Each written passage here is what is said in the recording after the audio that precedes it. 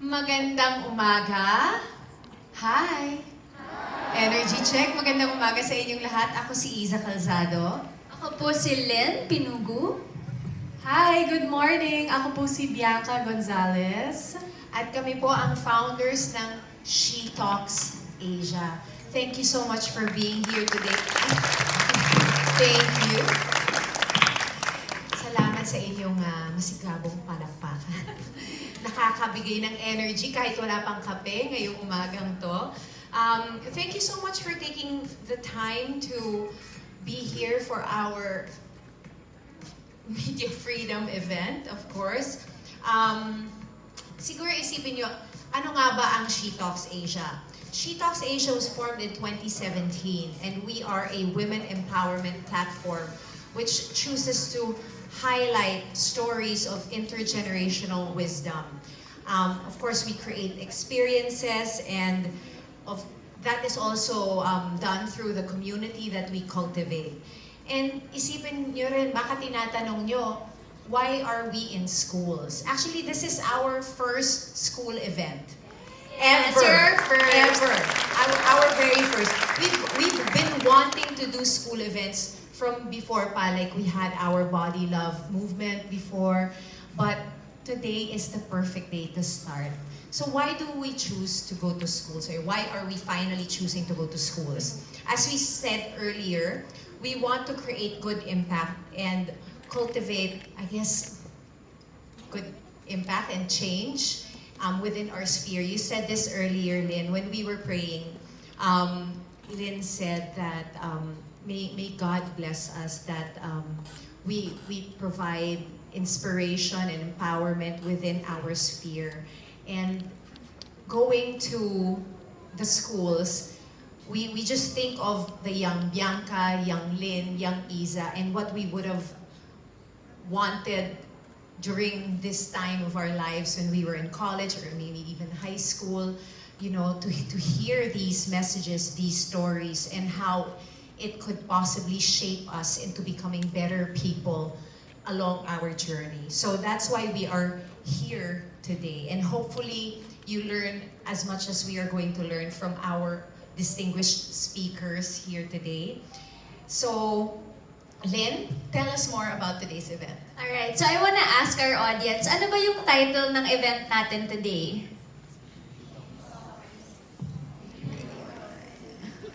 Female Voices in Stories. Alright. Thank you, Teacher. Meron po kasi ang school, no, for underprivileged children. Kaya ako yung principal sa aming tatlo. Okay, so, yung today, no, nandito tayo. So, we're saying female voices in stories, media, and public policy. So, bakit siya mahalaga for She Talks Asia? So, unang-una, pangalan namin, She Talks Asia. So, we want to highlight more female voices and more female stories. Bakit? Kasi di ba parang for the past decades, for the past years, minsan yung in charge sa kwento or yung in charge sa government, karamihan sa kanila, babae o lalaki? Lalaki. Di ba? Actually, very lucky kayo, no? Kasi sa Quezon City, ang mayor nyo, babae. So, parang, yeah! So, bakit siya mahalaga? Bakit tayo mahalaga na mag-highlight pa tayo ng mas maraming boses ng babae? Because iba yung perspective na ino-offer. Hindi ibig sabihin nun na mas magaling yung boses ng babae sa lalaki. Diba? Ang gusto lang natin, mas maraming boses ng babae na marinig. So, obviously, may powerhouse tayo ngayon. Palakpakan naman natin yung guest nating isa pa nandito, si Miss Karen Davila. At alam niya si Miss Melo, another important voice in the industry. No? So, we're doing this today because we want to impress upon you, young people, the importance of more female voices in stories, media, and public policy. So, mahalaga sa atin yung tatlong yon. So, kanina sinabi ko, di ba, minsan nag-dominate ng lalaki yung stories or even yung pag-run ng government. Now, let's talk about media freedom. Bakit mahalaga yung media freedom? If nagbabasa kayo ng dyaryo or tumitingin kayo online recently, no, I'm sure na you came across this news of how merong mga certain TikTok influencers na you can hire them for 8,000 pesos to attack a person's character. Nabasa niyo ba yon? Yeah. So, di ba nakakatakot yun kung pag nakatira na tayo sa world na ang daling magbayad para magkalat ng chismis at mag-legitimize ng chismis sa ibang tao. So, media freedom is important. We need to protect the integrity of media kasi silang tumutulong sa atin to keep power in check. Tama? And ang okay sa media, hindi lang sila pwedeng basta-basta mag-post. So, kanari po, meron akong column sa Inquirer. Pag may sinulat ako na yung editor ko, sabi niya, teka, hindi ako sure kung saan to galing. Tatawagan niya ako. Tapos sasabihin niya sa akin, ano yung sources mo? May fact-checking. So, mahalaga na we keep media independent and free because that's what allows us to also have a healthy democracy. Kasi kung walang media, yung power, yung mga people in power, kahit ano pwede nilang gawin, di ba? Kasi walang nakikeep in check sa kanila. So kaya tayo nandito today. And bakit female voices? Again, because iba yung perspective na ino-offer ng babae. So for the longest time, mas maraming lalaki sa mga industries na to. Pero we're very lucky this morning because we get to introduce you to 3 amazing women who are making waves in the field. So I'm so excited. I know, I am super excited. Actually, medyo matagal na naming dream event ito, sa totoo lang. And if I can only tell you how lucky you guys are na makaka-attend kayo ng isang event at mapapakinggan nyo sila. Hindi lang online, hindi lang sa short clip on Instagram or TikTok, but live. And later, you can actually also ask your questions. So, like Iza and Lynn said, ito ang aming first time visiting a school. And honestly, sana the first of many. Yes, for sure. First of many. Yes, because ang mga kabataan, you are not just the future, you are the now. Lynn said that we want to protect media freedom, but at the same time, kayo nakakaintindi ng digital landscape. So how do we marry that, di ba? How do we push things forward in the digital landscape? Still keep people, active, but at the same time, yung values ng media, how things are kept in check. Fact-checking, not spreading disinformation, di ba? That lies in all of you guys. Sa totoo lang, mas powerful ang generation ninyo online kaysa sa henerasyon namin. So, we really hope na yung lahat ng marinig nyo today, you're able to take from it what you need, what you can use. I do love na kahit female voices ang title ng event na ito. We have a lot of men in the audience. Salamat sa mga allies. Please clap first. Thank you so much. Yes, kasi totoo lang, the next generation that we hope have more female voices in media, in public policy, kailangan talaga ng suporta at tulong at encouragement ng mga kalalakihan. So, like everyone said, we are as excited to learn from our incredible speakers. This is an event na we wish nung college kami or high school kami may ganito. But we are all too happy to be learning this morning alongside you guys. So again, if you have friends, course mates, batchmates na wala dito ngayon, i-share nyo sa kanila yung mga matututunan nyo ngayong umaga na ito. Kasi we hope that you can amplify the messages of our amazing speakers this morning. Kumbaga, support system namin kayo. Lahat tayo will try to create a future wherein really more female voices are valued at mas balanse talaga ang pagkakwento, lalong-lalo na ng mga kwento ng mga kababaihan. So with that, it is our honor to call up on stage an amazing one. Ang dami ko ng amazing na nasabi today. Naubusan na ako ng so adjectives. amazing. Yes, so to officially get things started. Yan, hindi na po natin patatagalin. Paumpisahan na natin ang umagang ito. Napaka-powerhouse cast. Power. Grabe. Hindi nga namin alam paano nangyari ito kasi ang power nila. Grabe. Parang, sabi namin, sa totoo lang, parang magbakasakali tayo. Let's see if they will say yes. Yes. And they said yes. And that's actually a lesson in just gathering the courage to ask. Diba? That's one of the, I think that's my first takeaway for today. But anyway, umpisa na po natin, tawagin natin ang ating pinakamamahal na mayor. Maria Josefina Joy Belmonte is of course the first elected woman mayor of Quezon City and is currently serving her second term.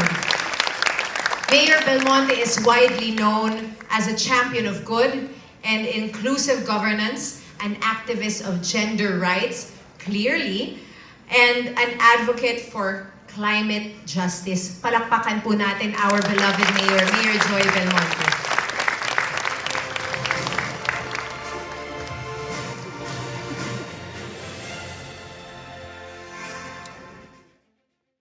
Good morning sa ating lahat. Kayo ba yung mga student leaders at journalists ng ating pamantasan? Ayan. So I'm very happy that you made it all here today. Bagamat napakalakas ng ulan kanina, akala ko ibabash na naman ninyo ako. So nais natin magbigay pugay sa mga kasamahan natin dito ngayon na mga gender rights activists na at syempre pinangungunahan ng She Talks Asia at nagpapasalamat tayo sa kanila sapagkat tayo ang pinakaunang pamantasan na pinili nila kung saan idaos ang kanilang forum. No? So maraming salamat. Palapakan natin si Miss Iza Calzado, si Miss Bianca Gonzalez, at si Miss Lynn Pinugu. At kilala natin ang ating kaibigan, si Miss Karen Davila. Kapag ini-interview ako ni Karen, hindi ako nakakatulog the night before. Gusto ko sabihin sa inyo, nakakatakot si Miss Karen. At ang ating pong kaibigan din po, ang layo ng kanyang pinanggalingan, our friend from the British Embassy to the Philippines, Miss Laure Beaufils, ma'am, Ambassador Laure. At si Ambassador Laure ay isa ring gender rights advocate katulad po nating lahat dito. And I would also like to greet all of our friends who are joining us today from our different organizations. Hindi ko na po iisa-isahin.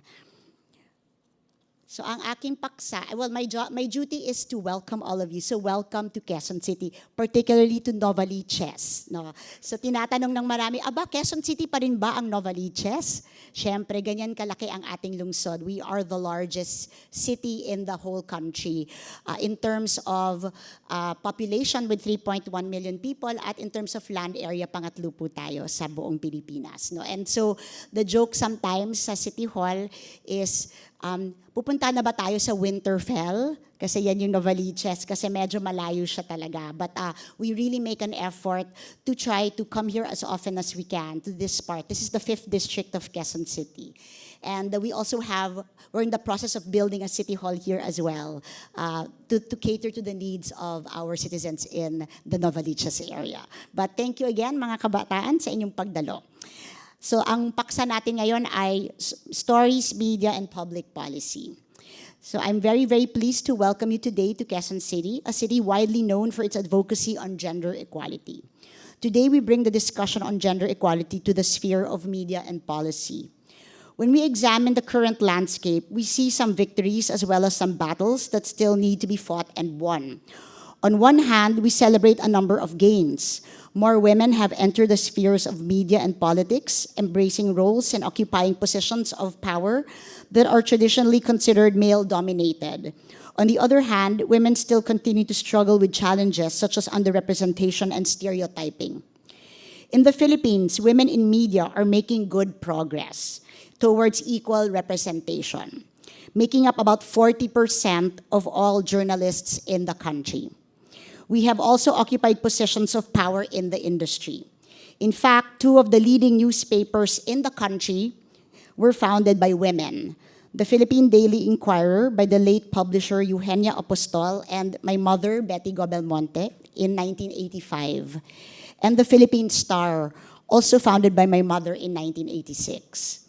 Even in those days when popular media was controlled by the dictatorship, both papers managed by these women made calls against disinformation, bias, censorship, and propaganda through their slogans, of course, including their content. Yung slogan ng Inquirer, balanced news, fearless views. And ang slogan ng Philippine Star, the truth shall prevail. We also have Maria Ressa, who led the news division of ABS-CBN prior to founding Rappler. Broadcast journalist Jessica Soho, who was longtime vice president for news programs for GMA, and Lucy Cruz Valdez, who is currently the chief of News 5, the News and Public Affairs Department of TV5. Meanwhile, Cory Vidanes, Charo Santos Concho, and Annette Gozon Valdez both occupy top management positions, especially in their respective companies' entertainment programming. Si Cory Vidanes sa ABS at si Annette Gozon naman sa GMA. Women occupying the highest positions in media newsrooms assure us that women's voices are not silenced in news stories and narratives. On the other hand, women leading in the entertainment space can hopefully ensure gender-fair storytelling, noting that this does not and should not preclude exponential box office receipts. And here in the Philippines, the highest grossing independent film of all time had a female lead, Asunta Da Rossi, directed by a woman. And this movie, the highest independent movie of all time, it is Kita Kita. Napanood niyo ba yun? Yeah. Yet despite the presence of these accomplished women, gender-based discrimination, harassment, and threats persist in the professional careers of women in the press. Notably, Maria Ressa etched her name in history as the first Filipino to be awarded the prestigious Nobel Prize. However, this remarkable feat was achieved not without challenges. And of course, alam na ninyo kung ano yung challenges na pinagdaanan ni Maria Ressa. And who can forget the time GMA7's Maris Umali was catcalled by a powerful politician. Despite the strong presence of women in newsrooms and entertainment media, the media itself, ako ito, opinion ko na lang to ha, nandito si Karen, baka magalit sa akin, but it's my opinion, remains a powerful platform that perpetuates biases and stereotypes against women and girls, just by language choices. For example, I often read news reports that use the word lady, as in lady driver, lady guard, or lady police. And I remember reading yung Harvard president na isang babae, nainis siya, sabi niya, I am not the lady president of Harvard, I am the president of Harvard. I also notice much preoccupation with appearance-focused language, even when the news story is unrelated to fashion, or using the words mother and wife before mentioning a woman's profession in feature articles about women. In the film industry, women are less represented than in newsrooms. A 2019 report on gender in media in Hollywood revealed a disheartening disparity. Male characters continue to outnumber their female counterparts in top-grossing films. Male characters speak twice and appear twice as often as females. And in the extensive history of cinema, it is only this year that a female director, Hollywood director, Greta Gerwig, with her movie Barbie, has directed a top-grossing film. Imagine that, no? But Filipino filmmakers seem to be in a much better position than their Hollywood counterparts, like with the likes of Joyce Bernal, Cathy Garcia Molina, Antoinette Hadaone, and Sigrid Andrea Bernardo flourishing in the recent past and breaking records in the box office. Yet despite a significant rise of women making movies in the realm of independent film production in recent years, history has shown that cinema, for the most part, has been male-dominated, presenting narratives that revolve around patriarchy and gender stereotypes. In an article published in Manila Bulletin in 2019, the author highlighted the small percentage of women directors featured in film festivals and awards. For example, between 2013 and 2017, there were only 3 female directors out of 47 nominated directors for the Gawad Urian Awards. 8 female-directed movies out of 44 entries in the 2013 to 2017 Metro Manila Film Festival. And only 18 women out of 113 finalists given full-length grants from Cinemalaya and Cinema One film festivals. And sadly, despite having more than 100 years of Philippine cinema history, there are so few women on the roster of national artists for cinema. Hollywood director Maria Gis sums up the importance of women as filmmakers at a TED Talk she delivered in 2018. She said, and I quote, Entertainment media is our nation's most culturally influential export. It impacts the way people think and treat each other all over the world. Without equal participation of women in storytelling, the world is getting a skewed perspective of reality, leaving a two-class society cleaved by gender. As people patronize digital channels more than they do traditional media, such as TV or print, we still see the same tropes and stereotypes appearing in ads. Research conducted by Facebook in 2021 showed that female characters were 14 times more likely to be depicted in revealing clothes than male characters. Traditional gender roles and activities prevail, with female characters twice as likely as male characters to be portrayed cooking and as primary caregivers. The media's tendency to give more exposure to men while portraying women under a non-progressive lens contributes to an imbalance in women's representation. It reinforces traditional gender roles and perpetuates stereotypes such as the value of women equating with their appearance, women being less capable than men in male-dominated spaces, and women being the weaker sex in activities outside the home. The media, as a platform for the perpetuation of gender stereotypes and discrimination, extends to women politicians. And it comes as no surprise then that fewer women decide to run for political office, and political parties often think twice about supporting women as candidates. Patterns of gendered reporting have been identified. To begin with, female candidates were covered less and are likely to be trivialized and scrutinized in terms of their competence. Women are more likely questioned about whether they possess the required degrees or education to excel in a job, particularly in management roles, in contrast to their male counterparts. And second, stories on female candidates focus more on aspects such as appearance and family life. This is most evident for all of us at the annual State of the Nation address. A simple Google search on women and the sauna directs us to sauna fashion, a gallery featuring mostly female politicians parading their designer outfits on the red carpet.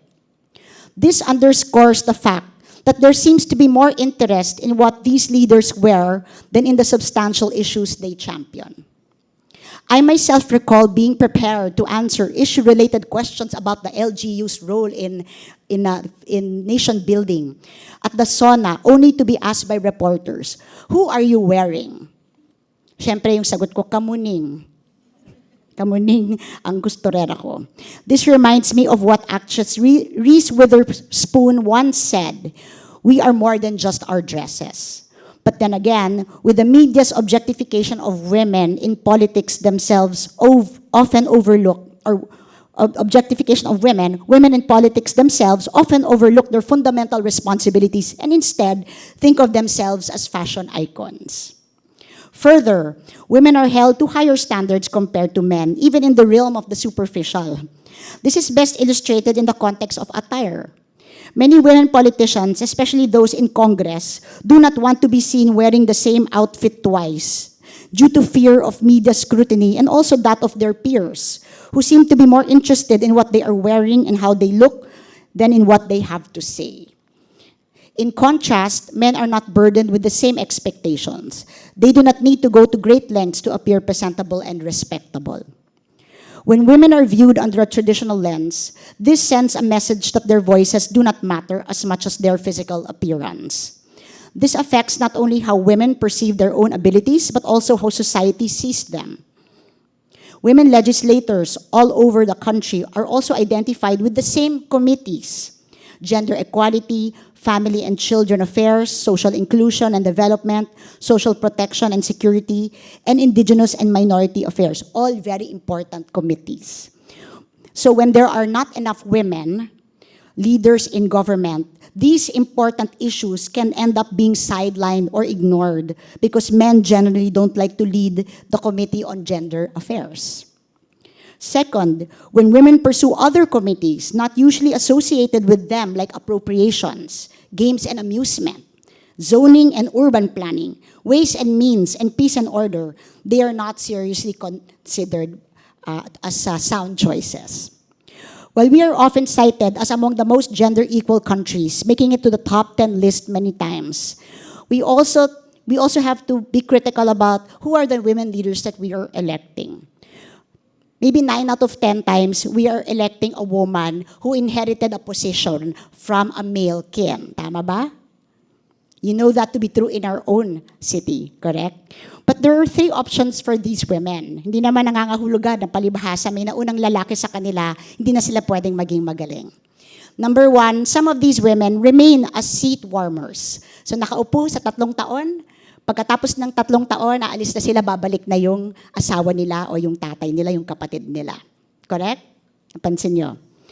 The second option is they remain and they continue to serve, but they cannot escape the shadow of their male kin and fail to depart from their role, which is simply to perpetuate the family's influence and power. At lahat ng ginagawa nila, kailangan may basbas pa rin ng kanilang asawa at lalaking kapatid.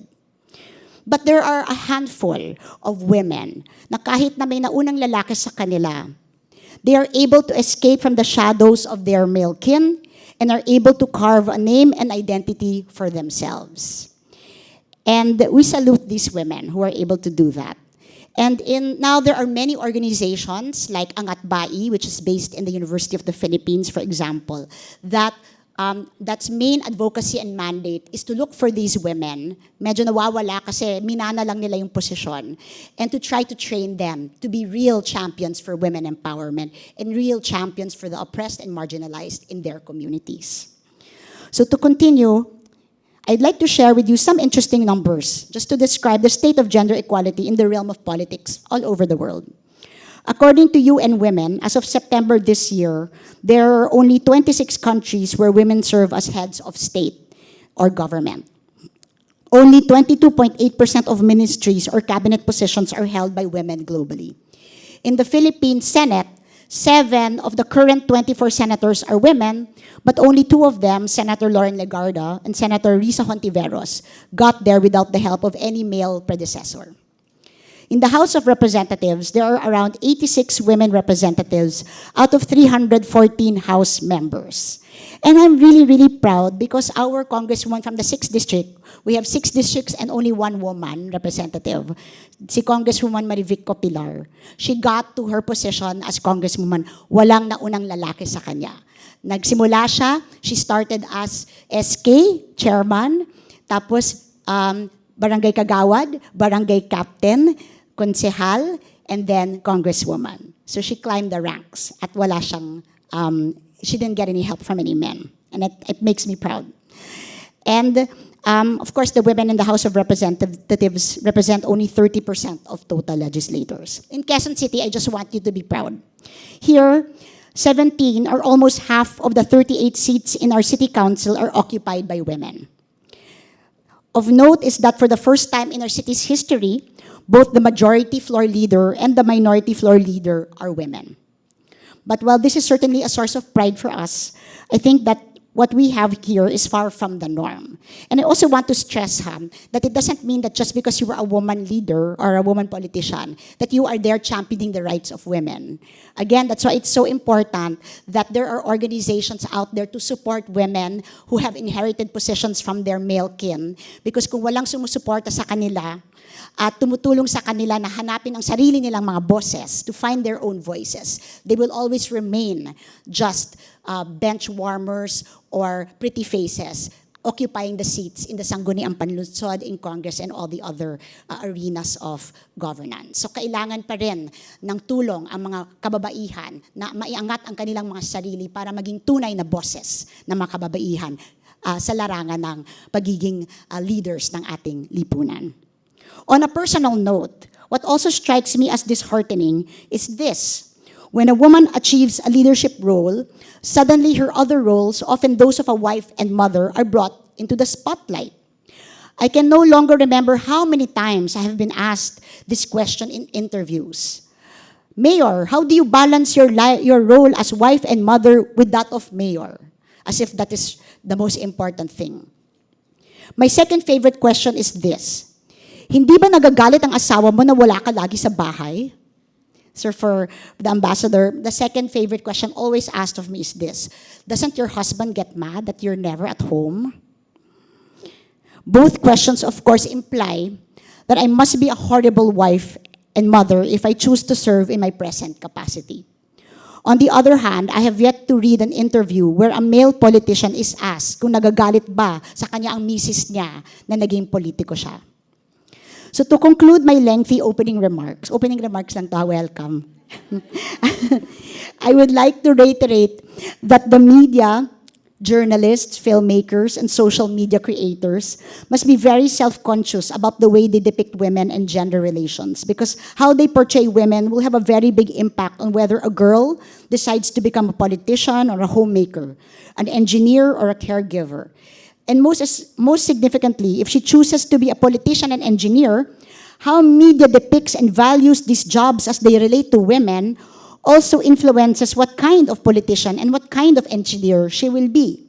If she becomes a congresswoman, will she use her time and expanding her wardrobe, or will she use her time studying the legislation she needs to defend?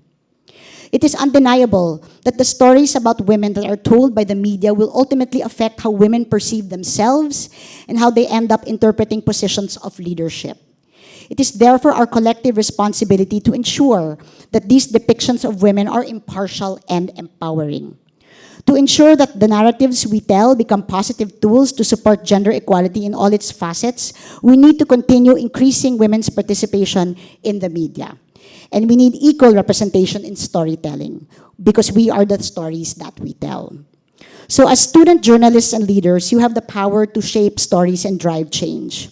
While the intersectionality of media and politics is complex, both the media and politicians have the responsibility to break the status quo and dismantle barriers that are impeding genuine gender equality. So, sa lahat ng mga kabataan na naandito, organize campaigns such as this one that highlight the importance of gender equality in your community. Let us spark a discourse that raises awareness and empowers people to become advocates for women. Actively support and campaign for women candidates in student and SK elections. But, ang aking payo sa inyo, why don't you organize a forum where you can ask them questions and then they can answer? Because this is something that is kulang sa local government, Karen.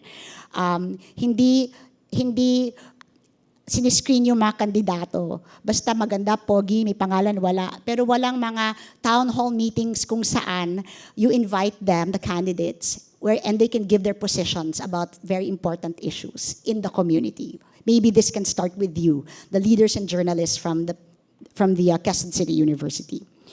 And engage your male classmates. So thank you to the males who are here. Thank you. In discussions about representation and what benefits this brings to our society. So hindi ito kompetisyon.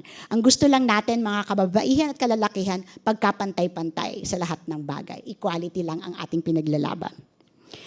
And challenge biases. Whenever you encounter biased media reporting, speak up.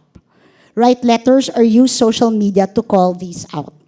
So I remember this story of Meghan Markle. I know she's not that popular now in the United Kingdom. Si Meghan, ang asawa ni Prince Harry. But when she was young, she was in a show called Nickelodeon. And I remember a story about her which I read. Natutuwa ako sa kanya.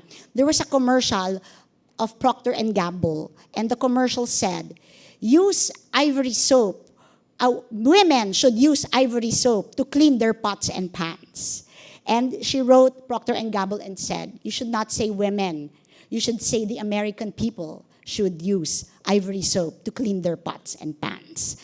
And I thought, for a young girl of 11 to be that conscious already about gender equality is something to be admired. So yan lang ang hinihingi ko sa ating mga kabataan ngayon. Let us be champions for gender equality and let us fight to make sure that we are equally represented in the media and in politics. No? Para lahat ng boses mapapakinggan at tunay tayong magiging most inclusive city in the Philippines. So maraming salamat and God bless all of you.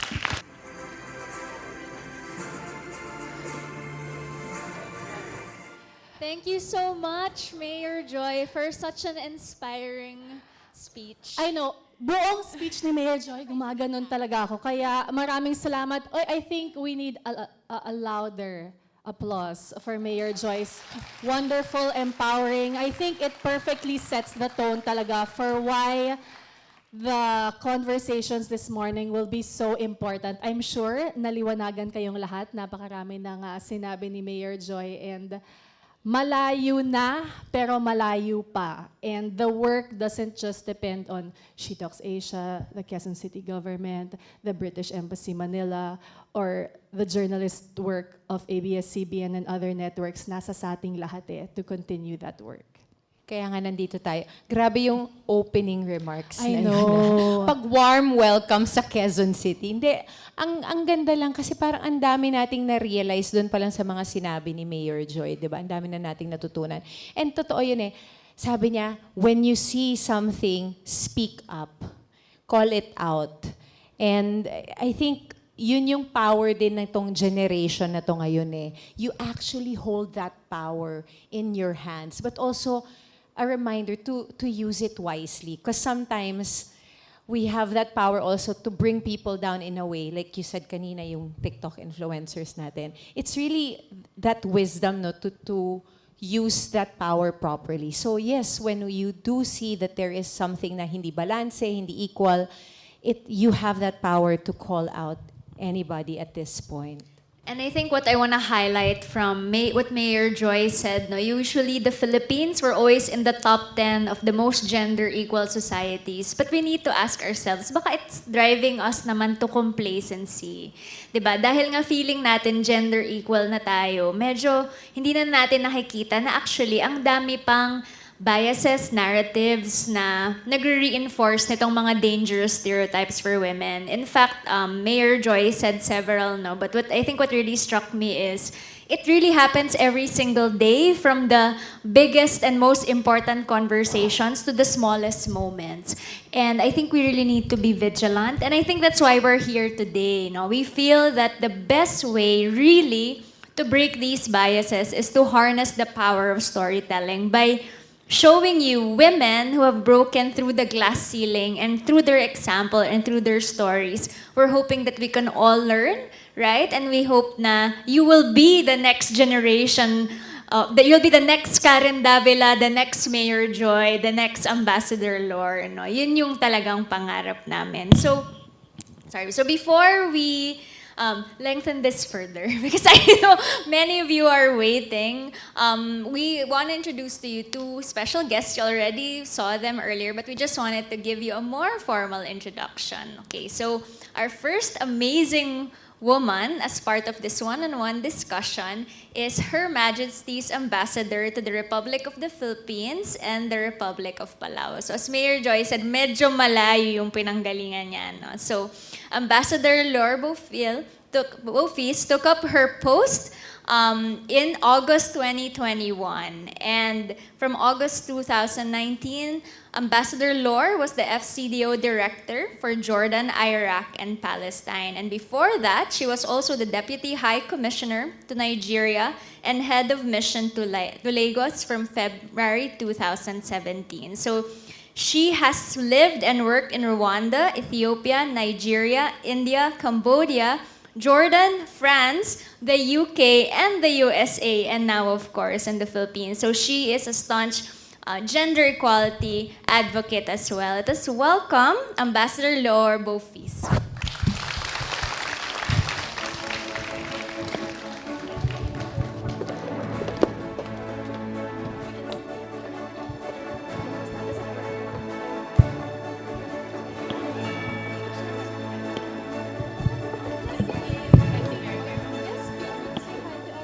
Good morning, everyone. Magandang umaga sa inyong lahat.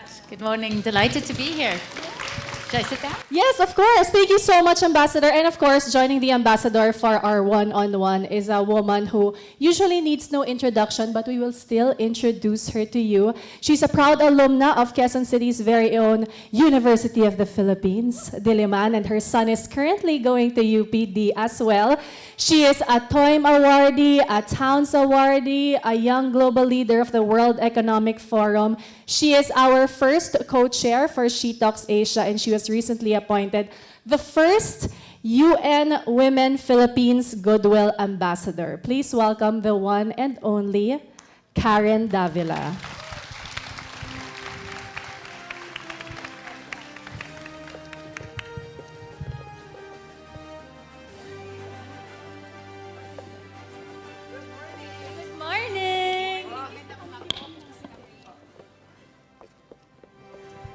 Good morning, everyone. Madam, can you take that? Good morning. Are you awake? Yeah. All right. Now, I was gonna tell a funny joke before we started.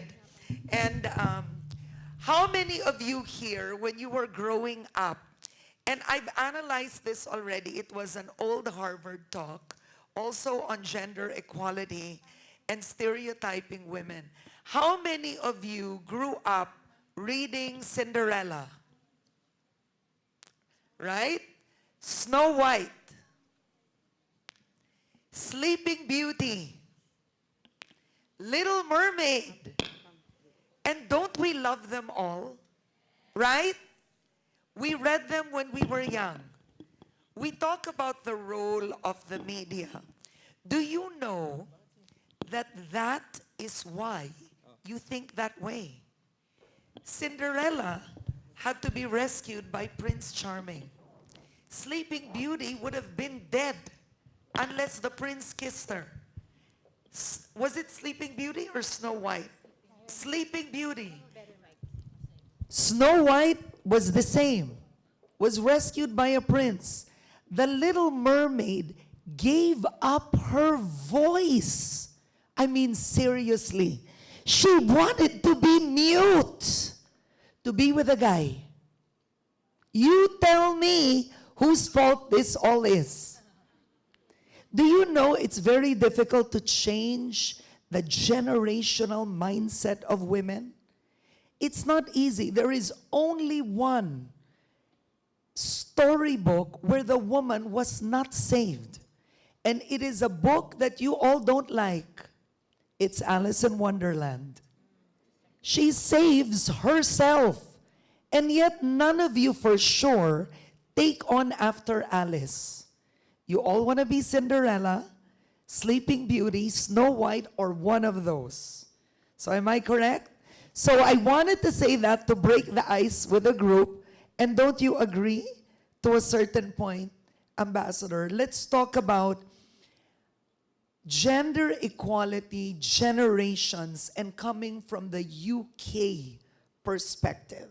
I mean, with the UK, all we know from here is BBC. So how does BBC do it? What's it like in your country?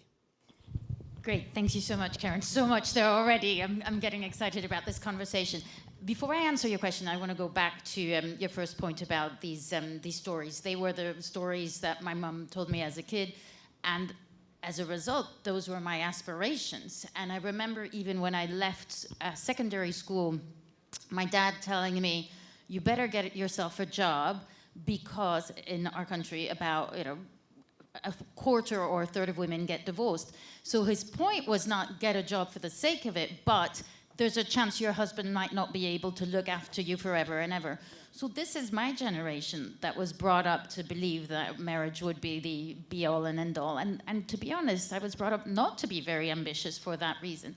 But to your point about it taking a very long time to change, I do think things have changed since I was a child, quite a lot. And I see my daughter, who's now 12, and I see the books that she was reading when she was, 5 or so. Gone are the days of, Snow White and Sleeping Beauty. It's more the Frozens of this world where, there's women power and girls that are empowered. And I think things are changing quite fast. What's difficult to change is those very pernicious, modern day sexist things that are so frequent, as Mayor Joy was saying, and those are the ones that are very, very pernicious and that we have to call out and that we have to find new strategies to address. In terms of the BBC, we're really lucky to have the BBC in the UK. We're incredibly proud of the BBC. It's not been without its challenges. Where we're proud about the BBC in particular is that there's still that trust in it fundamentally as an institution, and it enables us to still have one common dialogue as a country, so we don't have polarized media houses in the way perhaps that is the case in the US, for example. So that's really positive. But I want to say that, in the UK as elsewhere, there are challenges, of course, with how women are represented in the media. And I'll give you an example that is just a few days old. as luck would have it, and that comes from home. So there was an instance where a very famous British man was interviewed and used shockingly derogatory words vis-a-vis another woman. He was fired. That led to quite a public outcry. And then the Sky News, very reputable channel, held an interview where it brought in a woman journalist and a man journalist to talk about misogyny in the media. Over the course of the interview, it transpired, wait for it, that the woman journalist was doing it pro bono and the male journalist was being paid. And the male journalist was arguing that there was no misogyny in the media. And it was like, So it happens every day and oftentimes unnoticed, and that's still very challenging. How would you define gender equality, Ambassador? Because there is the UN definition, but I think every woman sees gender equality in a different way.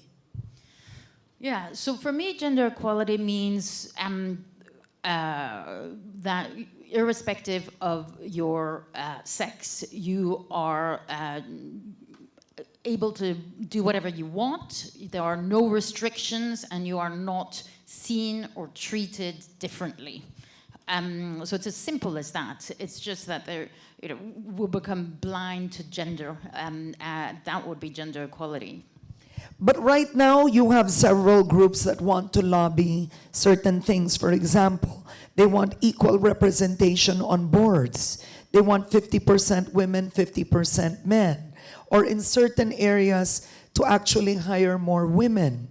Would you consider that gender equality or affirmative action? So it's actually quite a political question, right? Do we believe in quotas or not? And different people have different perspectives. Personally, I do believe in quotas. I do believe it's the right thing to do to ensure that there is parity on boards for a few reasons. First of all, because data and evidence now shows that the outcomes are different when you have more women at the table, right? So we know that women will bring up different issues, whether they be at the political table, at the media table, or at the board table in a company. They will prioritize different things. They will stand for, champion, challenge differently. So the outcomes will be different. That's point number one. Point number two, that's the only way to affect change, ultimately. So I believe that quotas are intended to be short-term measures to address structural inequalities. They're not meant to be forever, but they're meant to address where you have a fundamental structural equality, as is still the case in the boardroom. You need to find a way to change that. And we've tried the organic way of letting it happen naturally. It just doesn't. And number three, I absolutely do not buy the point, or rather the argument that, oh, there are not enough capable women. Of course there are always enough capable women to do anything. In the same way that sometimes we see male-only panels, and it's like, oh, it was really difficult to find a woman to be able to speak on that panel. Absolute nonsense. I don't think we should buy it. All right. Mayor Joy mentioned something earlier which was interesting, is when interviewers ask women, how do you balance your career and family life? I actually don't get offended with that question. I love that question because I feel like a superwoman when I answer that question. Because the fact is, my husband wouldn't be able to do what I do. That's my thinking. Because there's a saying, women are replaceable at work, but you're not replaceable at home. That's another gender equality thinking. So that's a bit on the right side. It's not central or leftist. What do you think of that? So I also, whether one likes the question or not, the point is I also get asked it all the time. And to Mayor Joy's point, I don't think men get asked it. So fundamentally, there is a differential there. The truth is I can do my job because I have a husband who supports me and looks after me, because otherwise I think I would struggle, right? So in the introductions to me, it was said that I've been moving countries quite a lot. If my husband were not willing to give up his job every time to follow me, then we wouldn't be able to make it work as a family. So I say that because I think those models of different families where it is the woman who goes out and gets a job and fundamentally earns a living for the family and a husband follows are increasingly common, and we should highlight them. It still makes people a little bit nervous, I think, when they see a man that might stay at home and be a stay-at-home dad. In the instance of my husband, he is when he comes to a country like the Philippines, oftentimes takes time to find his feet and find a job. So he will be a stay-at-home dad for like a year or so before he finds a job. The one thing I want to say also on this question is that I do think now we need to be open in that it is really difficult to have it all. And I think now oftentimes it would be more accurate to say we can have it all, but not all at the same time. And that's okay. So the truth is I spend less time at home than I would like to right now. And that's a choice. There's no shame in that choice. That's not to say I'm a bad mom or bad wife. It's just that's the choice I've made right now, and there will be other times for other things as well. But do you believe it's important for you for a woman to earn her own money? Absolutely. And I was just traveling in the Philippines as I do elsewhere recently, talking about violence against women and girls, which is prevalent here as everywhere. And one of the key challenges that we know exists is that women don't feel they can walk out of marriages because they have no financial means to do so. So I think it's absolutely critical to have a financial independence where you can. Okay, now I want to move on to something Mayor Joy mentioned, that not because she's a woman, she already advocates for women's issues. And I'd like to say this, it's quite interesting. The Philippines can boast of having 2 female presidents. So when we say female president, there's nothing wrong with it because the US has never had a female president. No one's broken that glass ceiling. But in the Philippines, we've had Cory Aquino, a beacon of democracy, and we've had Gloria Macapagal Arroyo. But do you know the irony of these 2 female presidents? Both of them did not support reproductive health. They were very conservative. They were against the use of contraception, against the use of anything outside, which was traditional family planning. If you talk to a feminist today, that would be viewed as regressive for women. None of our 2 female presidents supported divorce because they're quite conservative, which would be viewed once again as regressive for women. So does this mean that if you vote for a woman, you actually have a feminist? No, that is wrong. If you choose to vote for a woman because she's a woman, you defeat the purpose of gender equality as a whole. Because you can have men who are actually women advocates. Raul Roco is one, the late senator. And I wanted to bring this up with you because have you seen this in your own life? Undoubtedly. I mean, you're absolutely right. Not all women are... You're the first female ambassador. I'm sure that's not lost on you. You are the first female UK ambassador to the Philippines. Mm-hmm.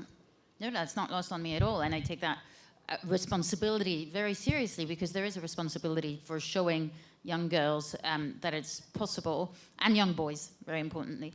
But to your point, women are not all feminists, and women do not always support other women. And I think there's a very famous Madeleine Albright quote that says there's a special place in hell for women who don't support each other. And I think that's right. The one thing I would say, though, is that, again, I sense, and I'd be interested in your views, that things are changing. So to be honest, when I was growing up, I felt there was a little bit more bitchiness than there is now. Yeah. I feel there's a stronger sense of sisterhood now. I feel that women often, when they walk into meetings, would reinforce their voice. So rather than, if you say a great point, I say, I think X, Y, Z, which is exactly what you said. Now I would say, And Karen made a really, really great point. And so there's a much more of that. There's much more of going into, a networking event, and you would say, oh, can I introduce you to such and such amazing woman who's done that? I feel women are giving each other more of a push up than down now. And because of events like today, where we bring up these issues and ongoing challenges, and we don't rest on our laurels, I do sense a greater sense of awareness and community. But I really think we must never rest on our laurels, because progress is not linear. And we've seen that across the world, and I absolutely believe that the area of reproductive health, which you mentioned, is one such area where we see regressions sometimes. And I think there are important debates across the world on this right now that are very, very important, that we must watch very, very carefully. As an ambassador to the Philippines, you have one priority, but as the female ambassador to the Philippines, what legacy would you want to leave? What do you want to be known for? So that takes us a bit beyond these issues of gender. I'd like when I leave in 2 years' time now, for people of the Philippines to better know the UK, to understand our values, what we stand for, to be excited about us and see us as a nation that is modern, engaging, relevant, innovative, for them to see that we are driving change on science and technology and climate change, and for them to think of us as go-to partners. So there's this sense of people-to-people connections, public diplomacy, that is very important to me. But I do want to come back to the point about women and girls. So my master's was in gender and development, which is very odd. It wasn't what my parents expected of me or wanted. They thought I could do much better things than do a master's focused on women's and women's rights. But it is through that door, actually, working on women's rights, that I got into diplomacy. So women's rights is, I believe, at the heart of our foreign policy. It's at the heart of what I do. Whenever I speak to my teams, I want them to ask systematically of whatever we do, what does this mean for women and girls? How will women and girls be impacted differently? And I want us to raise these issues and be part of the conversation, because it's something that our government cares about, but I care about deeply and passionately. Now, did you ever experience discrimination as a woman, and the fact that you're the youngest? Ambassador Laure is the youngest ambassador in the Philippines right now. She's 45 years old. 48. 48. Well, I'm turning 53, so still. So do you think you experienced that before you were actually appointed? Yes. So I experienced discrimination, and I want to come back to the point on age. I experienced discrimination, like I suspect most women, over the course of their career. I remember one posting where I was not yet ambassador, but had a kind of still pretty senior job, and senior men would call me darling and sweetheart, and when that happens, you have to make a call. I'd made a commitment a while before. I would always call out everyday sexism. Actually, it's not possible to do it every time, and you have to be deliberate and thoughtful in when you do it, right? So if you've got a very senior governor or provincial chief or whatever in front of you, and he calls you sweetheart, and you want and need to do business with him, you might not say, stop that right now, bozo. And so I didn't always call it out, and sometimes you have to just swallow your pride, and sometimes you can crack a joke about it. So there are different ways to address it, and you will be the judge depending on the circumstances. I want to come back to your point on age. I'm pretty young for an ambassador, but the point is I'm not exactly a spring chicken either. So at 48, I consider myself actually established enough, or at least in a position of responsibility that comes with respect, where with that comes the responsibility to speak out more. So what I'm trying to say is that I do think it's tricky for younger women sometimes to speak out, because they need that job, they need that opportunity, they need to get along well with their professor who's making sexist remarks. But women like us who've been around the block and who are now credible and won't be undermined so easily, I do think we can and should speak out. And I find that so energizing to be able to support younger women where I can, and to challenge stereotypes now that I have gone through the process myself, supporting women who are going through that process of professional maturing as well. Okay, all right, we have 15 minutes left, but I'll ask you a controversial question. This is hard for many of you. Who watches Miss Universe? Who watches Miss Universe? Raise your hand. Pag tinanong ko sa inyo sino Miss Universe, kilala nyo. For sure. Everybody wants to be called pro-woman. And yet, are you aware? I mean, this is going to be hard and controversial if it. I'm often asked this because I'm torn, right? The Miss Universe can be an empowering event, but yet you know that it objectifies women. You know that. You have a woman walking in a two-piece. You're watching it. You want to be pro-woman, you want to be empowering, and yet, your actions defy it. Ang taas ng ratings pag Miss Universe. Pag may nanalong Miss Universe, o nasan? Lahat, di ba? Ang buong bansa. Tagalog yun. Palakpakan. There are only 2 countries in the world that really celebrate Miss Universe, wherein it's a big deal to these countries. The Philippines and, what is it, Melo? Venezuela. Yeah, that's it. Maybe Thailand, okay. But do you understand? So these are good questions for you to ask, right? You have women walking, parading on stage, wearing two-piece. You're technically checking out their bodies. What is the perfect female form? Who looks best in a bathing suit? Who looks best in a whatever?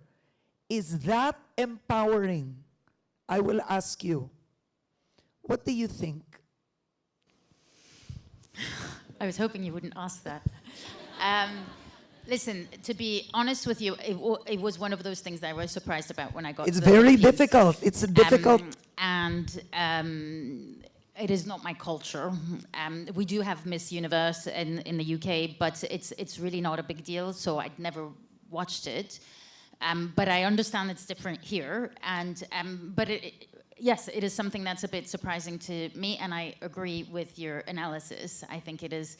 I think we have to be really careful, and if we're really sincere about using these pageants to celebrate women, I think there's now conversations ongoing about getting rid of the bathing suit element, right? And I would support that. I would really support actually asking women intelligent questions, doing more to test their values, their motivation, their intelligence, their ambition for their country, for the world. And I think sometimes actually I understand, because sometimes, you know, you see clips on YouTube or elsewhere that some of these women might answer not very well some of those broader questions.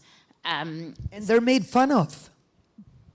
The point is they're not there to answer those intelligent questions despite what we say, right? So in that sense, it's still very much a beauty pageant. And, you know, again, back to the speech that Mayor Joy said, I really think we make far too much of a story about what women look like. And it adds so much pressure on us. It really, really does. And it's in the media, but it's on a day-to-day basis, you know, really well-intended men and women who might present someone else who comes and speaks and says, oh, and look, my beautiful colleague, such and such, and you hear it daily. Who cares if she's beautiful? I just wish we would stop commenting on what women look like. Yeah. Full stop. Yeah, and not only that, in the Philippines, the minute you see someone, you say this, oh my gosh, you lost weight. Oh my gosh, you gained weight. Right? Sadly, it's not just in the Philippines. You lost weight is a compliment in the UK. And I must say, if ever anyone says it to me, I'd be like, ooh, you know? So we know there's the difference between what we know and what we've been brought up to believe in terms of what is our value. And we have to fight against that. I really believe that. All right, let's talk about social media just to close. Maria Ressa says this all the time, that women are more attacked in social media than men. Women are victims of misogyny compared to men. So I want to ask the students here a question. When Laila De Lima's alleged sex video was posted, did you forward it? Very good. This is often something that I ask. If you go on Facebook during the time of former President Duterte, it was the hardest for women in the Philippines. If you spoke up and had an opinion, you would be trolled. There was an army that would troll you. So if you give me the floor for a minute here. So the 2016 presidential elections, I moderated that, and I thought I did a good job. After that, the very next day, do you remember the 2016 elections? Okay. My friends called me and said, don't open Instagram, don't open Facebook, don't open Twitter. So I said, why? I got congratulated for moderating the event. It was Duterte, Rojas, Po, Binay, a couple of politicians that I'm sure you see now. And I opened it and I was shocked. It was unbelievable. Hundreds and thousands of comments. Obviously, now we know they're farmed out trolls. But we didn't know then. I thought they were real people. Comments is, Karen Davila, pare-rape kita. Papapatay kita. Kaya ka may anak na autistic. Bayaran ka. Right? You wouldn't understand what it is to be a feminist until you've lived it. I was asked to be quiet on social media, shut down, closed for a week. ABS didn't know what to do. It was a new phenomenon. What happened after? We softened. We did. People will lie to you. ABS was, especially when Duterte won, you know what happened to us, right? And in this country, it's not about being a woman, it's just about speaking up. So imagine that, the trolling that went on for years. If you're a woman, you are more bullied, attacked on social media than if you are a male journalist. They tell me, tanga ako, bobo, not the smartest tool in the shed. Descriptions they would never say to a male journalist. So now I want to ask you, we now live in a different world. It's really now all social media. That's the platform. How do we even it out, Ambassador? So thank you, Karen, and I'm so sorry you went through that because I think it's horrendous. And statistics show that I think it's 7 out of 10 women politicians or women in the media that suffer online abuse. And as the mayor was telling us earlier, it's not just about what you believe in, but it's about your sexuality, it's about your appearance, and threats of rape and killing you are just something that men would never see. So it is deeply, deeply shocking. I think now we know there are lots of trolls, so there weren't that many people, but nonetheless, it was organized, and I think that's what's important. It is a strategy to make sure that we push women out of the public sphere, and we have to recognize it as such, right? So I think there are lots of things that we can do. First of all, shed a light onto this, and second of all, when I say we, the public sector, absolutely must regulate these social media companies much, much, much better. Their algorithms, their content policy, they should be the ones that are moderating their content and calling out these things and closing accounts immediately. And I think they're just not doing nearly as much as they should, nor are we as the public sector, and I'm not talking about the Philippines or the UK, but globally, doing enough in that space. The social media has become so toxic for men and women, but there's such a strong gender element and such strong violence. And you are right, it is successful, right? in then self-censorship. I mean, what would ABS-CBN have done for the next debate? Maybe they thought, oh, well, we'll just go for a male journalist. It'll be easier, right? Or you might have thought, oh, I won't ask that difficult a question because then I might be threatened, or my child might be threatened, or whatever. And that's allowing them to win, which we can't do for the sake of democracy. And this is where, you know, the overlap between democracy and women's rights and social media is so clear. Some of the issues that Maria Ressa is trying to make us all think about. And I really think we must carry on that conversation and have it more and more often. And we've got to hold these media houses, these social media houses, to hold their feet to the fire. Yeah, very good. Because right now you have Maria Ressa that's actually lobbying. It's quite difficult. She wants legislation for Facebook, but you'd have to do that in the US. I don't know if that's possible at all, I told her. I mean, are you seeing that in the future? I think it's got to be a global conversation. There's no point in regulating any of these companies in one country. You know, they're global companies. This is the problem of social media. So yes, I think we need global regulation.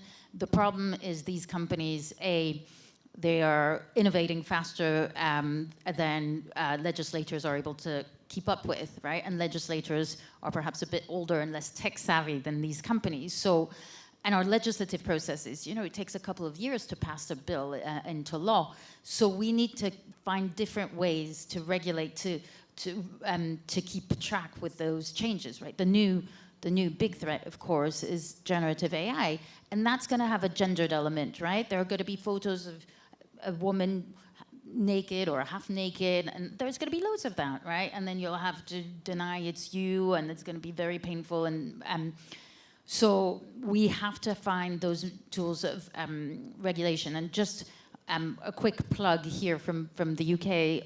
Our Prime Minister is hosting an AI safety summit on the 1st of November this year. We've invited Secretary Iwi to join that, precisely to start the conversation. We don't think we'll be ending the conversation, right? But we have to come together with all key players, and it's an interesting one. This is a case where, you know, we've invited China as well as other partners and friends, because we've got to work together on these, you know, these global challenges that transcend national barriers.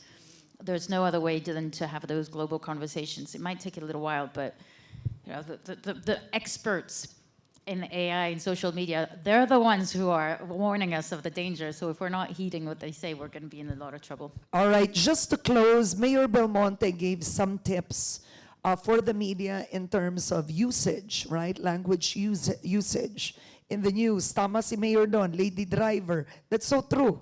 Para sabing yung driver, babae, lady driver. Right? Para naisip ko, oo nga, no? Ginagawa talaga yon, right? So those are very strong points. What would you want to see? What changes would you want to see in media in terms of policy, intervention, practices that you feel would make a difference when it comes to gender equality or gender awareness? Thank you. So I do think language is super important. And by the way, the other one that is used is lady ambassador, right? So you're not just an ambassador, you're a lady ambassador. So maybe that makes me a little bit less of an ambassador, I don't know. But does the word, the first female ambassador, is it as unequal to you as lady ambassador? No, right? No. No. That's a statement of fact, and that's also a celebration, it feels, and recognizing the importance thereof. Lady ambassador feels exactly like we should be just watching what we wear and be nice and soft together while the real, proper, serious ambassadors do the serious foreign security policy. So I don't like that word very much. In fact, when the word lady is a bit old-fashioned in any it's case, old. right? Yeah. But so I fundamentally believe in the importance of language. I think media is so powerful in educating us. So we've spoken a bit about social media, but even traditional media can, I think, do a little bit more to educate. I'll give you a funny example. Recently, you know that there was the Women's World Cup, and two commentators one woman, one man, swapped their Twitter accounts commenting on football. And the comments that the man got writing under a female name were, "Get back in the kitchen, babe," or "You better stick to women's football." And the comment that the woman got using a man's label, using the man's label, was, "Oh, that is such objective, accurate, football commentary." And so little things like that, where the media tries to innovate, to educate us, and to help That's a good us one. think. I think the media can obviously give a platform for women, and not just any women, but feminist women, or at least women who are sensitive to gender differentials and gender issues, women's stories, all of that. But they can go further in helping us challenge ourselves sometimes. So I thought that was an interesting little anecdote of how to do that, and give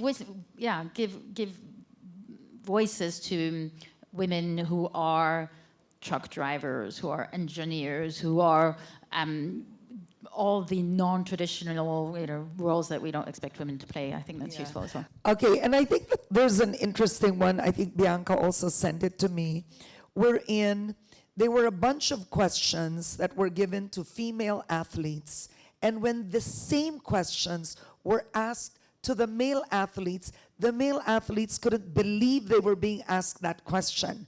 I mean, that's a good video, and I hope you all get to see that. So you talked about it, innovation, so language, innovation. In terms of policy, do you feel that in this day and age, there's still policy that's needed? When you think of laws, the laws, it seems to me, in all countries, in the Western world, and even the Philippines, it seems to me that it's advanced. Yeah, I think the legal environment is actually pretty good. So it's about implementation, and then it's about companies walking the talk, right? Salaries. So I'm not quite sure what the situation is in the Philippines, but in the UK, women will be paid less for the same job. So you would be paid less than your male counterpart. Until today? Yeah. Really? Oh yeah. No. But I mean, globally. Yeah, that's I think global. it's going to be in 100 years for women and men to be paid the same thing for the same job. But that's very much the case, for journalists, because in the UK, established male journalists have such a persona, and they're very, very recognized, and women are are less so. But unless companies also stand by their own principles and pay equally, what kind of symbol does that suggest? Yeah. When a company like Sky News pays of the two commentators on the TV program, pays the man and not the woman, what kind of symbol does that show? So I think more calling out where there are inequalities is essential. And increasingly we do that. That little story became a national scandal, and so it should be. So I do think this is where social media can play a positive role, where we collectively say, we don't accept this, and demand apologies, demand people to resign where appropriate. I mean, the Spanish football captain scandal, those things took too long in that case, but that's important. You resign, that's it. All right. What message would you want to give the girls in the room? Girls is a good thing, huh? That's positive, right? Girl is a powerful word. Yeah, well, believe in yourself. Question, use your agency and your questioning, not to believe everything you're told. Challenge, push back. Have faith in yourself, I think, is really, really very important. I do want to speak to the boys in the room as well. I was going to say, what's your message to the boys in the room? Challenge yourself in terms of your stereotypes. Don't feel threatened by women. See them as your friends and your partners. It's not either or. We need male champions. Put up your hand to be a gender representative or a women's rights representative, because I'm a bit bored of only seeing women be the ones that are women's champions, because women's issues are not just for women. They're about the community. They're about the kind of society that we want. And we really, really need allies and friends and partners like men. And we need fundamentally to educate our boys and girls the same way. So circling back all the way to your first question about, Sleeping Beauty, it all happens at such a young age. So we have to teach our boys to set the table and to help around the house and to, prepare a meal in the same way that we ask our girls to do that. Because if we teach our boys and girls differently or put more emphasis on what a little girl how she dresses than what book she's reading, then all bets are off, and we have a responsibility vis-a-vis the youngest kids as well. All right, thank you very much, Ambassador Laure Beaufils. Did I say that? It's always, you've heard everything. Okay, I just want to hear her say her name because it's French. So the name is Laure Beaufils. Again? Oh my gosh, ang hirap nun. Oh my, wait, take two. Okay, slowly. Laure Beaufils. Dear, mali yung mga pronunciation. I shall say one thing. It is a name of French origins, and I've said before, I've seen it all, so don't worry. And I've also said, my husband can't pronounce it for the life of him, so you're forgiven if you can't. My gosh, but what a beautiful name and a beautiful woman and a beautiful, powerful woman. Laure Beaufils. Okay. All right. Thank you. Thank you. Thank you so much. Another big round of applause for our guests, amazing speakers, Ms. Karen Davila and Ambassador Laure Beaufils. Dapat si Bianca yung nag-introduce kanina eh. We would like to take this opportunity, of course, to ask Mayor Joy Belmonte to join our two women on stage. Napaka-power, guys. Sobra ba kayong namangha sa mga sinabi nila? Diba? Grabe talaga. So once again, thank you so much to our powerful female voices for joining us this morning. Mayor Joy, Karen Davila, Ambassador Laure.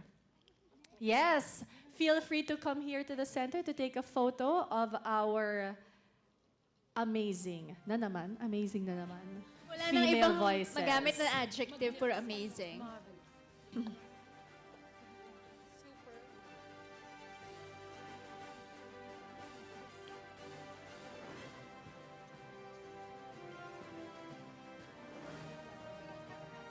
Yes, join na kami. We will take this chance to be with these powerful women.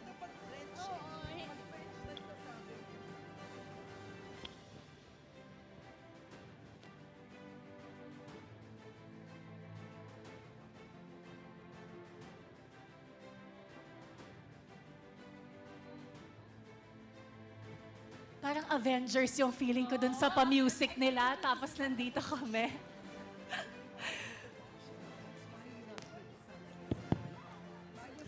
Oh, okay. Sino pong... Yung official photographer. Ah.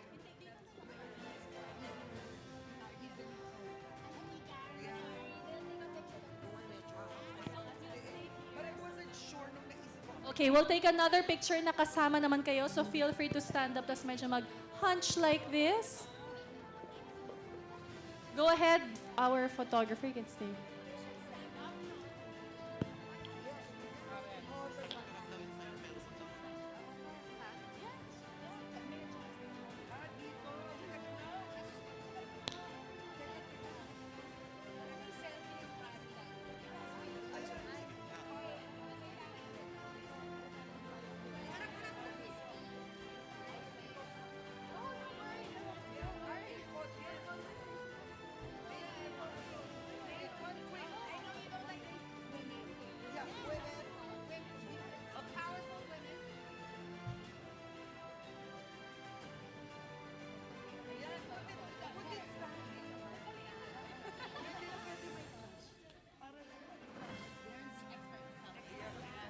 May angle.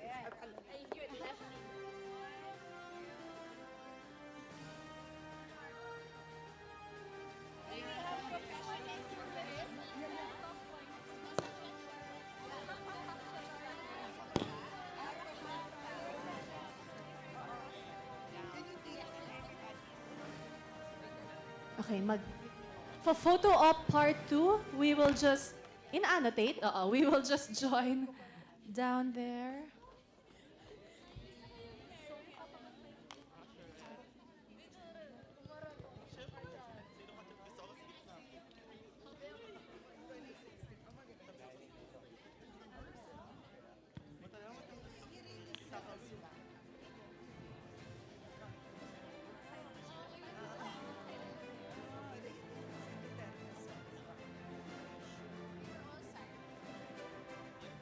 Okay, everyone. 1, 2, 3, smile.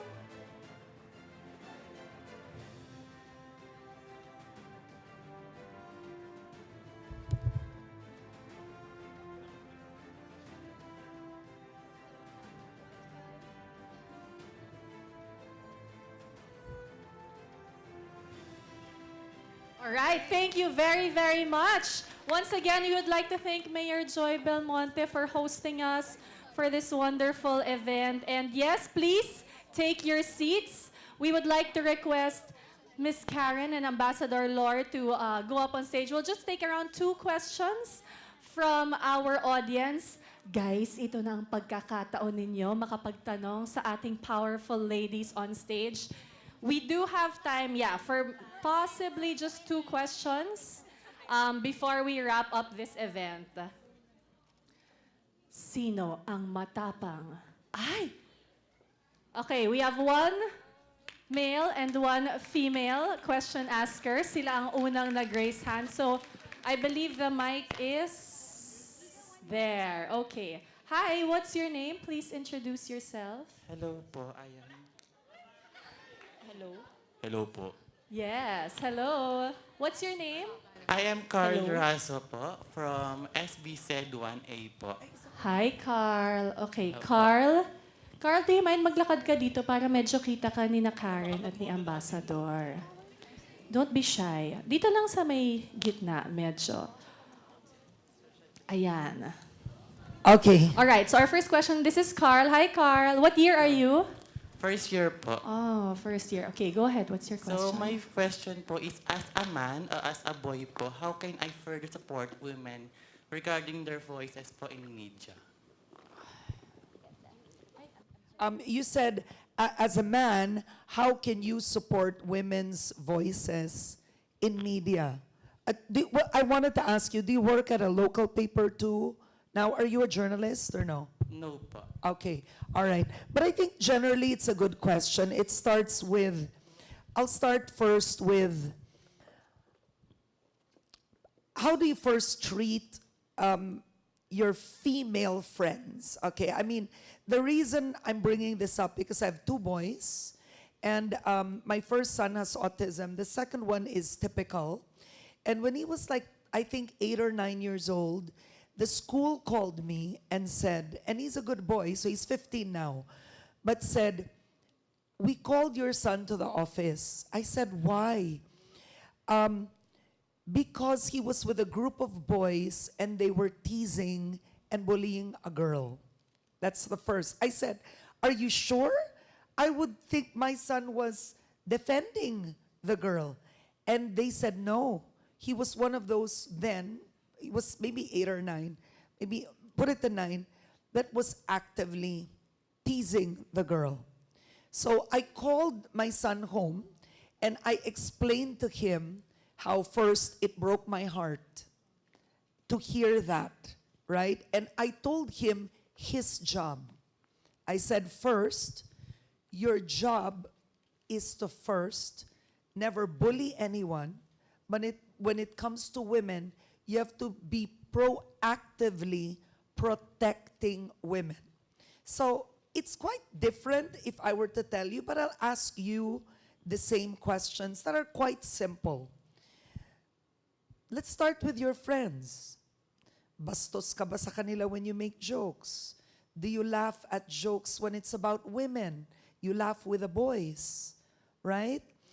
What are you like with the boys when they talk about girls? Let's say you're at lunch and there you have female classmates. How do you see them? Because it's so easy to give general remarks like these big statements on do this, but do you ever ask and think of your own behavior? So as a female advocate, it came close to home when it was my own son and he didn't understand what he had done. But it's also what boys in school are. Most of you don't understand what you do when you catcall, right? When you whistle, when you tease or you call a woman, a classmate, ang taba niya, ang pangit niya. you bully a woman out, for example, you tease her for her looks, we think it's more real in school, and it all starts there. So I'll start with that. Do you first advocate for women's rights and values in your own circle with your own behavior? I would start with something as simple as that. What about you? So I'm so glad you said that. I wish I'd said that earlier when we were chatting. I think that's really, really important. And it's not easy for boys necessarily when, you know, their group of friends are being derogatory towards girls, and they don't understand the hurt that they can cause. To come back to your questions, you know, how do you support women's voices in the media? I would say make sure that there is just equal representation. So there's just having more media, more women feature in different media, listening to their stories, actually actively listening to their different narrative and different perspective. I think really, really listening rather than hearing what you want to hear is important. Perhaps also not asking them how do they manage to have it all would be, you know, doing away with the stereotypical questions around how they have it all, what they're wearing, if they're an actress, you know, what does it feel like to be in a love scene with such XYZ, but, you know, treating them as respected equals and giving them the same exposure, I think is really important. Thank you so much for your question. And our final question coming from right here. Hi, what's your name? Hi, my name is Nicole Timayo po. Hi, Nicole. And po, good morning everyone. I am a previous school paper writer po in Filipino naman. Then currently I am working po sa QCU Times. So my question po is, as time passes by po, di ba, naririnig na natin yung boses ng mga babae. Pero in the near future po kaya, ano pa po yung kaya nating gawin bilang mga babae para mas marinig pa at para mas maintindihan tayo ng mga taong nasa paligid natin? Yun po. Dear, i-English mo din. Oo. Ang haba nun, ma'am. Wait lang. How can the women's voice be heard in the near future, even if we hear different voices from the other people that keeps on judging us in every way and every time they get the chance to judge us po? Okay. Oh, Ang complicated ng English. You know, I'll give you an example, and I don't want to be political here, but it really all boils down. Number one, I'll start with this. I'm a born-again Christian, but it's quite controversial because I'm a firm believer in the separation of the church and the state. So I'll start first with this. You will be surprised that you have certain core beliefs that are really anti-woman. You'll be shocked. For example, there's a lot of domestic abuse in the Philippines, and yet there are a lot of female lawmakers and a lot of women who are against divorce, right? Which then makes a woman trapped into a situation she can't get out of. So we have annulment, but you know that's so different, right, from divorce. I'll give you another one. Under Philippine laws, if a man catches, the mayor is here, she can correct me. If a man suspects you of having an affair, just mere suspicion, he can actually charge you with adultery. But you cannot charge a man with adultery in the Philippines. You cannot. You can only charge a man of concubinage. Are you shocked? Right? And concubinage means you have to prove binabahay mo yung babae, sinusustentuhan mo, kasama mo ng todo-todo. I mean, just think of the bias of that alone. Something so simple. Here we are top 10 in gender equality in Asia, and yet you have a law that exists that way. Now you can say it exists because most congressmen are male. Believe me when I tell you, even if you vote women in, that will not change.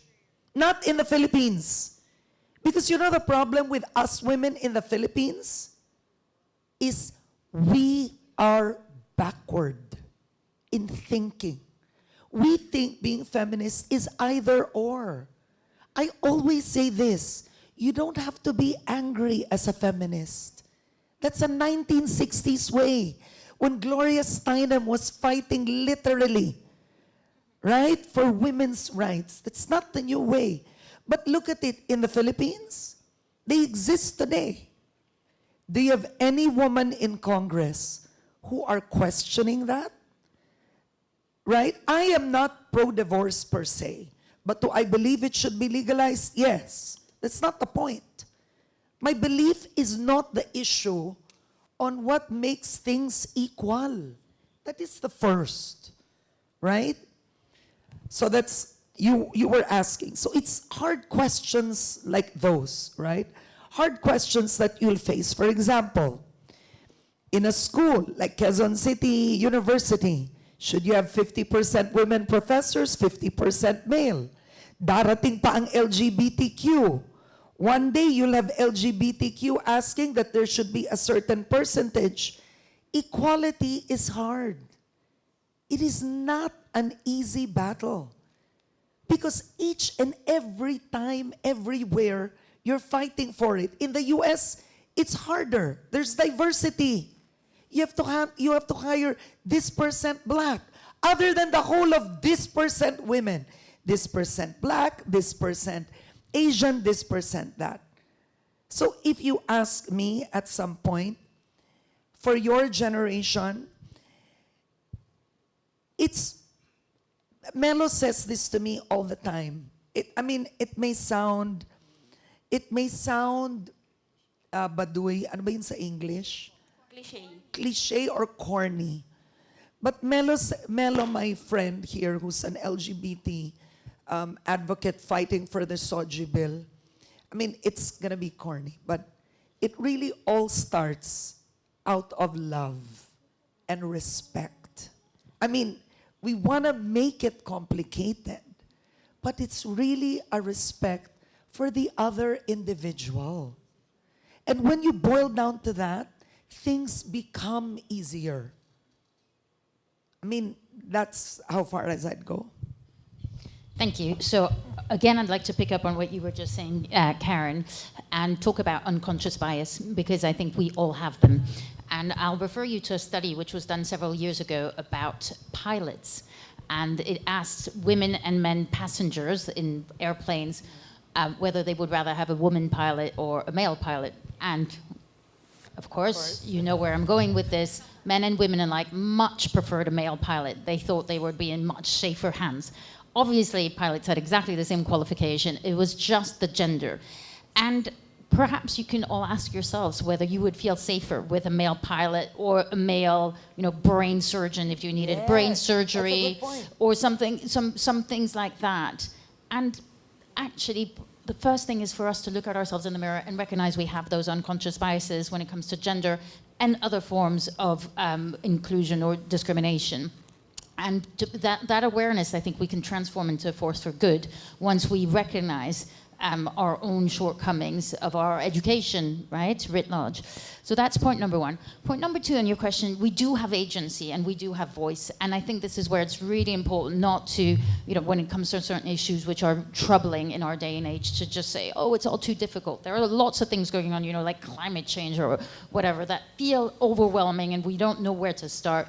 But we do have a voice because we live, whether it be in the Philippines or at home in the UK, in democracies where our voice counts in our votes, but also in how we demand accountability of our elected officials by what TV channel we watch, which social media sites do we go to, because the social media sites you go to, they're the ones that are going to get advertising revenue, so they're going to get money. So every choice you make is a political choice with a small p.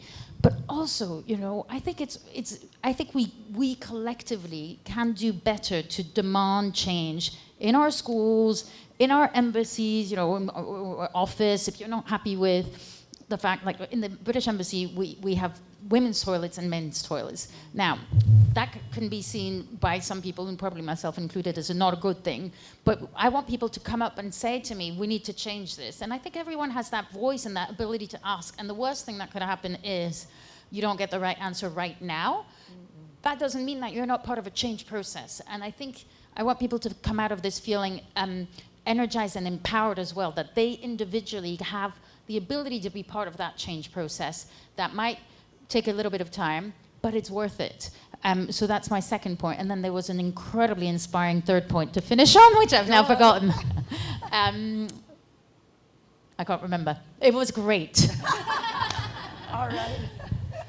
With that, maraming salamat for your questions. And again, we wish we had more time. Maraming salamat, of course, Karen Davila and Ambassador Laure. Thank you so much. Thank you guys. Thank you, everyone. Thank you. Yeah, we love you. I have to go.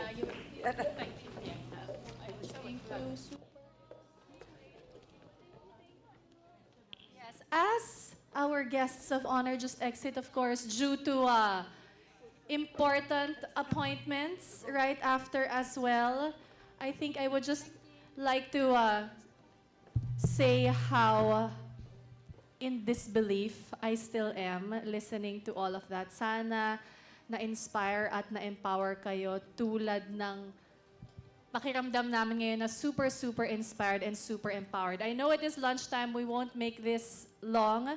We'd like to also acknowledge the presence of Queen Melo Esguerra, our LGBTQ Always so fab.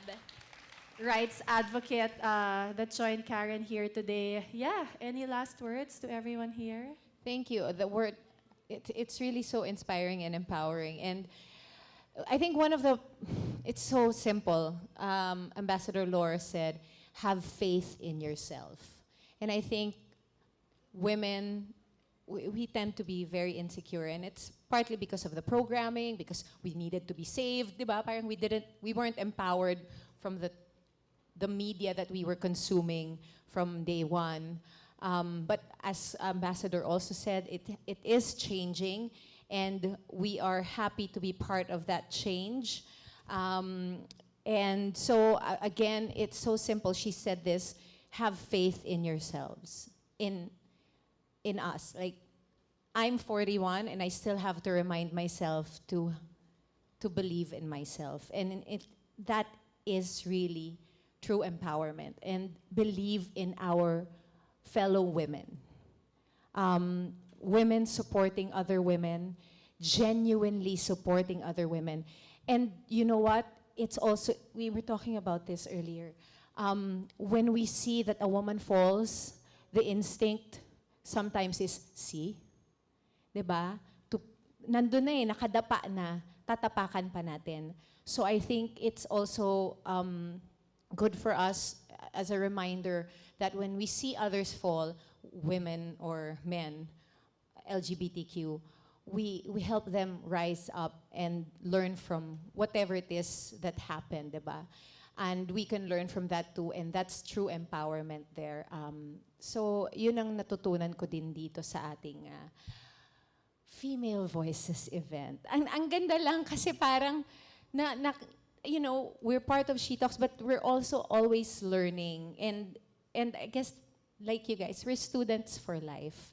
And we can't wait to see where your journey will take you. Sana talaga nakatulong itong umagang ito sa pag-shape ng inyong journey, kamalayan, at kamalayan sa buhay na to. So, kayo talaga ang, sabi nga ni Bianca kanina, you are not just the future, you are the now.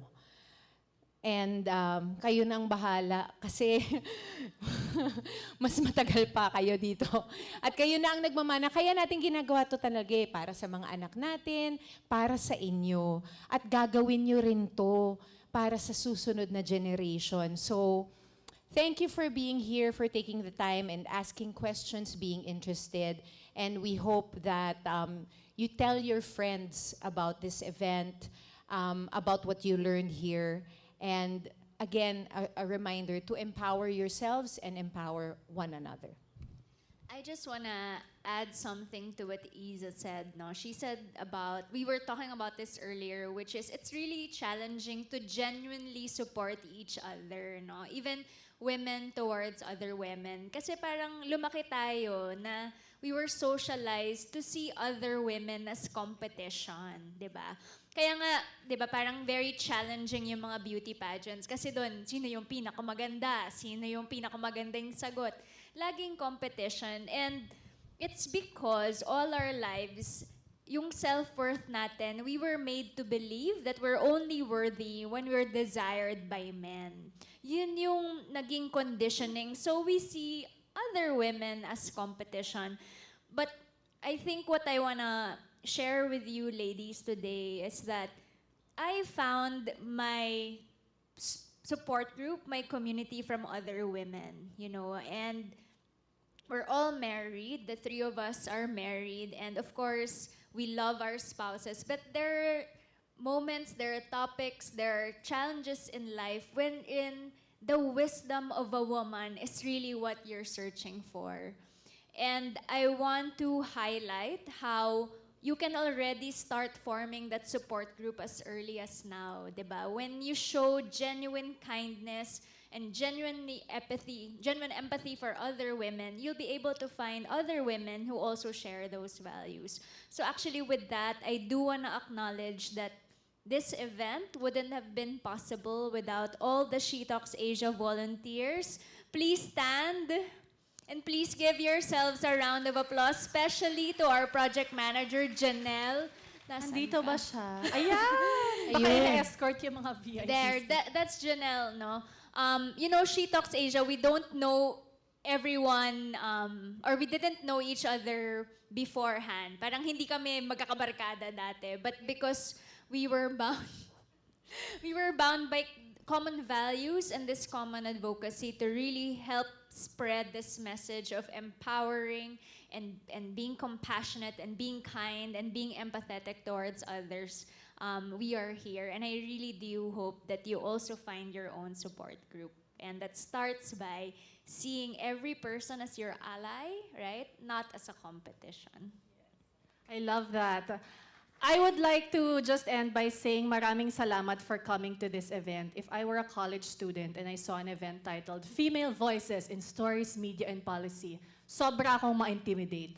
Ano yun? Anong pag-uusapan doon? Anong kinalaman Lalo na nun ako, sa row 4 akin? ako eh. Ikaw, row 1 ka eh. Diba? Anong kinalaman nun sa akin? But really, I hope that what you take away from this morning is exactly what came out with what Mayor Joy said, with what Karen said, with what Ambassador Laure said. Oo, it's the media we consume, the stories we consume growing up that shapes how we think eh. But we have to constantly challenge that. I challenge all of you. Lahat ng narinig nyo ngayon from our three speakers, even from sa amin, think about it.